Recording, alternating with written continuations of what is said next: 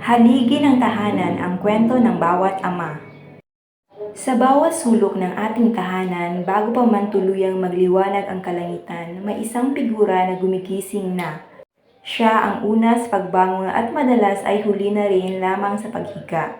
Walang espesyal na palatandaan, walang marayang titulo, ngunit sa loob ng tahanan, siya ang pinakamatibay na pundasyon.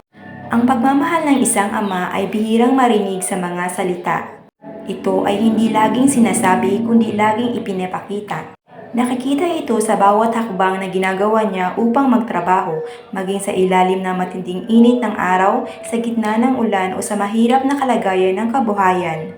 Ang kanyang mga kamay ay nagtataglay ng mga bakas ng pagod at gawa, mga kalyo at gasgas na nagsisilbing tanda ng kanyang pag-aalay.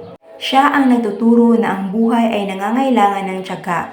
Kapag dumarating ang mga pagsubok at parang humahampas ang bagyo sa paligid, siya ang nananatiling nakatayo.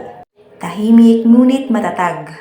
Upang magsilbing pananggalang ng kanyang pamilya, sinasabi nila na ang ama ay parang puno.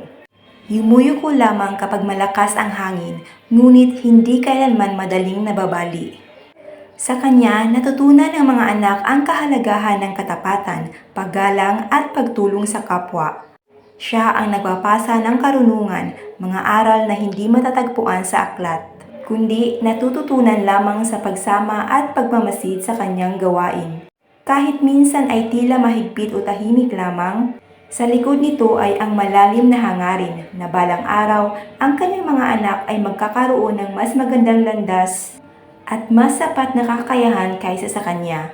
Sa paglubog man ng araw at pag-uwi na puno ng pagod ang katawan, sapat na gantimpala para sa kanya ang makita silang kumakain ng sapat, lumalaking maayos at ligtas sa loob ng bahay.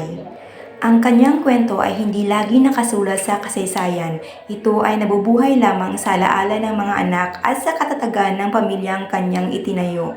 Siya ang haligi, ang tahimik na bayani, na nananatiling nakatayo hanggang sa huling hininga para lamang masiguro na hindi guguho ang mundong kanyang itinayo para sa kanila.